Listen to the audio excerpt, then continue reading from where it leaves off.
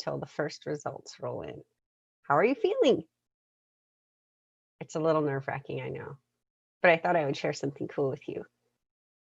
Some of you who follow me on Twitter may know I lectured at Lewis and Clark last week, and I just got back from taking my dog for a really long walk. We went and walked to get dog food. I think it's called Healthy Pets Northwest on Woodstock. And when I got home, there was a package on my porch. And what? Thanks, Lewis and Clark.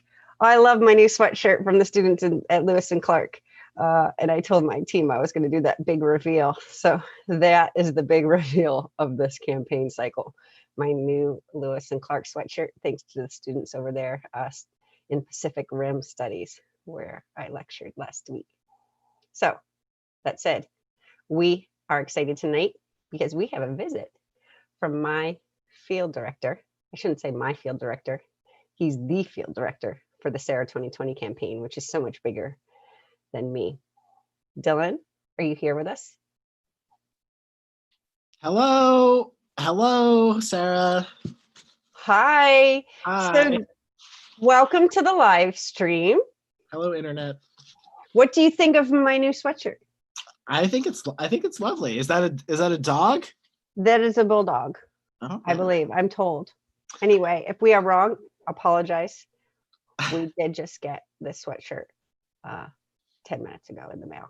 That said, Dylan, before we get into the details of how awesomely you and your team are kicking you know what, I got to ask you. Bernie Sanders, endorsement. Yeah. Now, you're a lead for Bernie Sanders campaign. Then you came to Sarah 2020 campaign, and then it came full circle because we got that Bernie Sanders endorsement. How did you feel? I felt great. I was like sending messages that if Bernie didn't endorse, I was gonna challenge him to stickball in the streets of New York or something. So I'm glad that he, apparently I must have scared him into endorsing because let's be honest, I would beat him in stickball. So. Yeah, I can't see Bernie going down over a stickball game. So thank you for that. That was a challenge. He picked up the mantle, and there we have that endorsement that's going to fuel us over the finish. But we know that no endorsement is as powerful or meaningful when it comes to winning an election as hard work. And few people work harder on our campaign than you do. You want to tell people what it's like being a field director of a campaign like ours with a day to go till election day? What's your life been like up to here?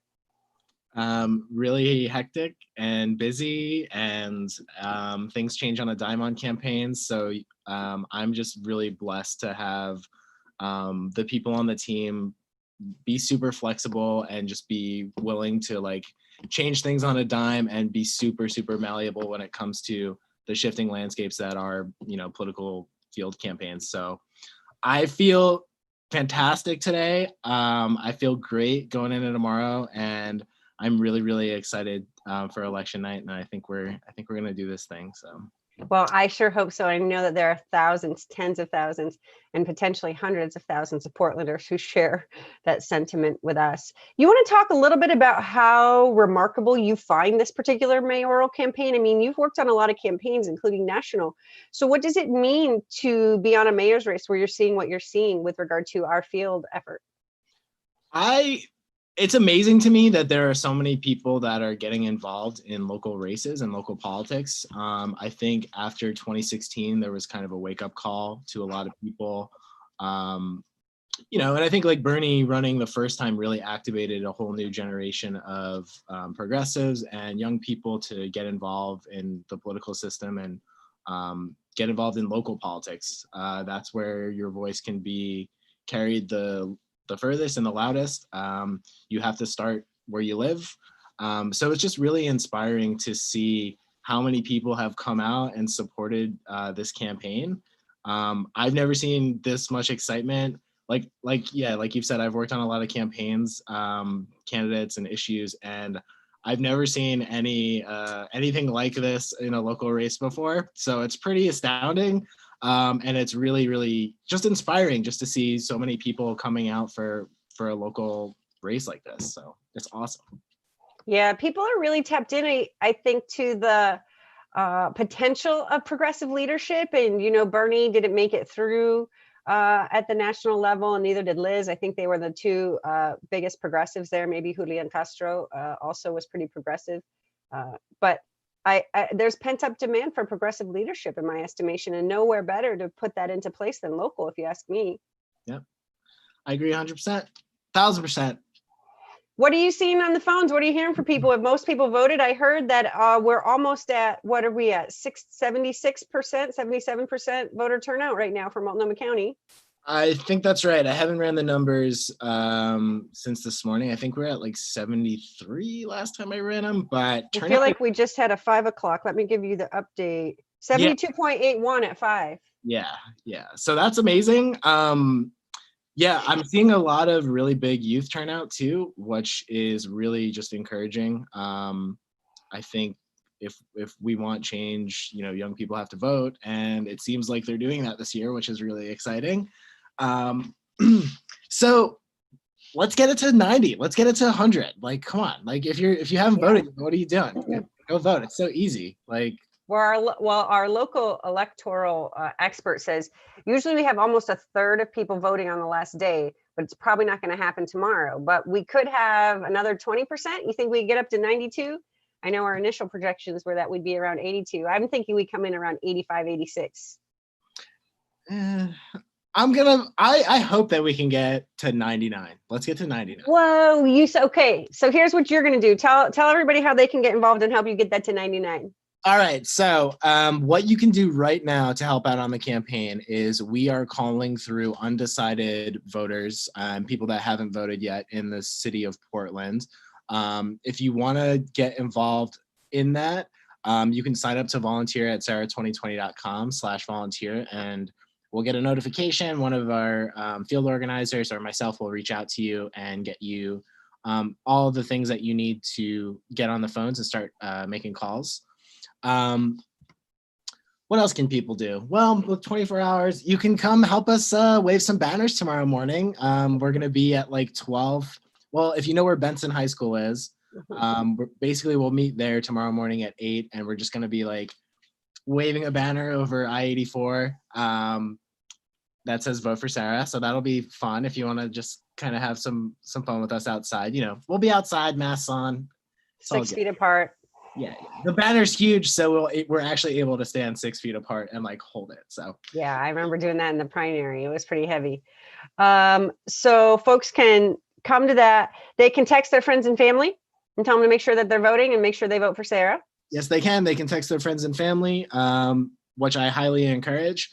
There's also like a bunch of another cool thing on this campaign is just like all the tech stuff that.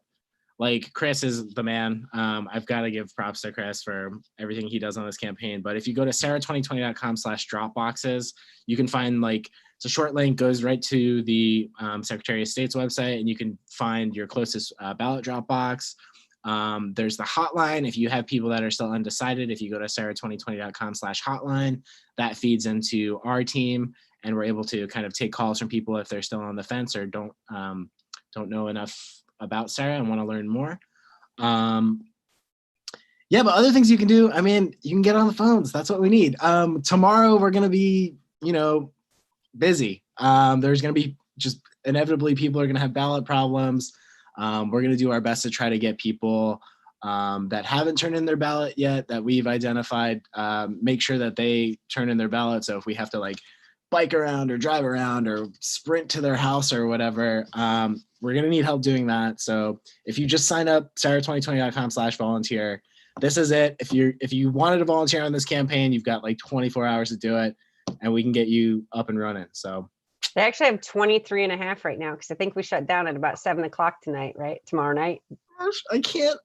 I'm done. I'm done with this. All right. Well, Dylan's done. Hey, Dylan, I know you've been busy. You've been working your butt off. I don't want to keep you too much longer, but thanks for popping by and letting everybody know how they could volunteer. And if you're going to go drop off your ballot tomorrow, like I am, don't tell people that I procrastinated, but I did. You can check with your neighbors, see if they need their ballots dropped off, or check with your friends and family. Maybe you can grab a few ballots on your way. It's okay to deliver other people's ballots as long as they get into the drop box. So Dylan, thanks so much. We appreciate you coming by, and thank you so much for your hard work. You've done a fantastic job on this campaign. We're so lucky to have you. Thanks, Sarah. And please tell Bernie. Yeah, please tell Bernie we said thank you. Okay. Yeah. Bye. Bye. All right, folks. That's cool. You get to see a little bit behind the scenes of Team Sarah 2020. Boy, does that person you just saw work really, really hard. It looks like we have some questions. Let's see. Sarah, can you just please win? Well, hey there, Philip Glenn. We're going to try. So as you saw, we are working hard to just win, and we're going to try to keep doing that. Question number 2, we need jobs. We need tech manufacturing jobs. What's your plan to bring us these high paying jobs? I actually have some. So if you go to sarah2020.com/recovery, there are a few ways that we can make this happen. We might want to think similarly to how we did in the 90s with regard to biotech R&D. We made some strategic investments in the innovation quadrant in subsequent years, where we developed partnerships between Portland State University, OHSU, local high schools and local firms, incubators, so that we could get talent out of local schools through local community college, four-year college, and then into graduate school, fund startups, and just create an ecosystem, really an innovation ecosystem around biotech R&D. That infusion of cash from Phil Knight didn't hurt down in South Waterfront. I don't know that that will be forthcoming again, but we can look for money in other places. We could do the same for a few things in our city. One, materials management and innovation. There are a lot of things where we're falling behind on recycling, sustainable reuse, new materials that we use to produce things, whether that's housing or other goods that we're producing. So there's some materials innovation, and those can be jobs where people are working, right out of technical training inside high schools, all the way up to their PhDs in that field. Another one is digital technology. The television and film industry is big here. We've been talking with a lot of people who do comics. We know there's so much digital there. Film, TV, all sorts of media is very recession proof. Portland's got a great deal of talent. Those are jobs where we can get young people trained in high school, moving up through the ranks to have good living wage jobs. And yeah, tech. So can we get these kids, especially, make sure you vote yes on universal pre-K if you haven't voted already. We can get these young people started at a very early age in STEAM education, making sure that we have pathways to opportunity, especially for our BIPOC youth and our families on the margins, especially East Portland, and really create pathways to opportunity through investments in education, startups, entrepreneurship, and other investments in both capital and technical assistance for people who want to go out and venture on their own. And ultimately, once you have that ecosystem, it attracts that large scale investment, as we've learned in our other clusters where we've been successful, like outdoor sportswear and apparel and advanced manufacturing. So that's a little bit on that. Let's see, we probably have time for 1 or 2 more questions before they yank me off here. Do you have in your administration for a gal who gave the PPB the middle finger asking for a friend? You might want to call Commissioner Hardesty. Just kidding. I know there's been a lot of talk about how we're going to reform the police. The next question is, how will we dismantle the corrupt Portland Police Union? We have to come together as a community and rethink what public safety is going to look like for us. It's one thing to be anti and to say this isn't what we want anymore. We don't want racial bias in policing. We don't want people experiencing homelessness criminalized for their economic condition. We don't want people struggling with addiction criminalized for that. We don't want people with mental illness and mental health issues ending up on the receiving end of a police AR-15.